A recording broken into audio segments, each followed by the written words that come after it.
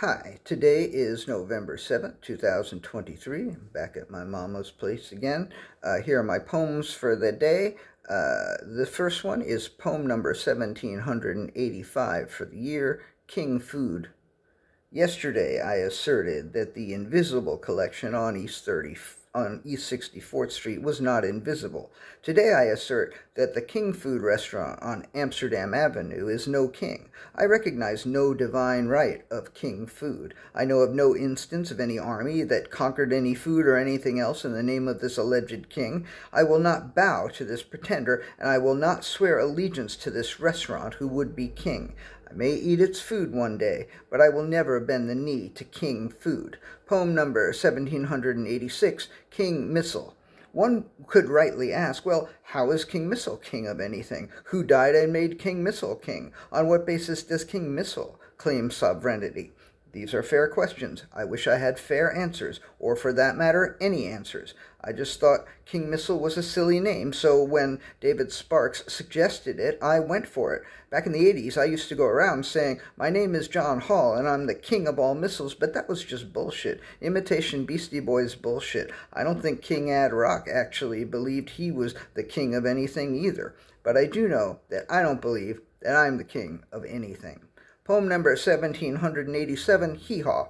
Last night I was thinking about Buck Owens and Roy Clark, pickin' and grinnin'. I used to think I was the only kid in New York who used to watch Hee Haw. I thought it was so uncool when I was a kid that I liked Buck Owens and Roy Clark, and for that matter, Hank Williams and Johnny Cash and Dolly Parton and Loretta Lynn and Sissy Spacek as Loretta Lynn in Coal Miner's Daughter, and Sissy Spacek as Holly in Badlands, and Sissy Spacek in Carrie as Carrie in Carrie. Really, Sissy Spacek in anything. I saw her host SNL once, but I don't think she was ever on Hee Haw. Loretta Lynn was on Hee Haw, but Sissy Spacek wasn't. And let me tell you, that is Hee Haw's loss.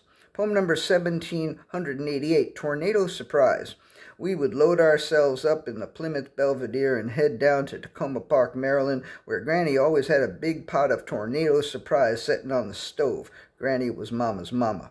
When we got there, some of the six of us, maybe Mama, Pappy, Laney, and me, would sit at the round dining table, and the rest of the six of us, which would be Donnie and Frank Boy, would sit at TV tables, and then Granny would take the lid off the pot, and I'll tell you what, you had better hold on to your hat or your cock or your titties or whatever it was you didn't want to lose, because no matter how many times Granny would fix up a batch of Tornado Surprise, each batch seemed way more powerful than the last. She had to stop making it back in '79 when 14-year-old Frank Boy was pulled out the window and went sailing across the way, all the way over to Merwood Drive where Pappy's parents lived, and wound up in the creek down at the end of the drive. He was fine, but that was too close for comfort.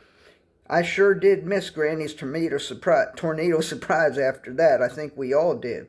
But we all understood why it wasn't never going to be none no more. And the last poem of the day, poem number 1789, Inadvertent Reference. I've had a couple of odd memory lapses this morning that I'm going to attribute to melatonin and or lack of sleep, but an hour after I wrote that last one, I realized that the phrase tornado surprise didn't just pop into my head this morning out of the blue. It's from yet another track from the Real Men album entitled Hide the Knives. It was an inadvertent, not a deliberate reference. When I realized this just now and then listened to Hide the Knives to make sure, there it was. As my pappy used to say, if it was a snake, it would have bit you.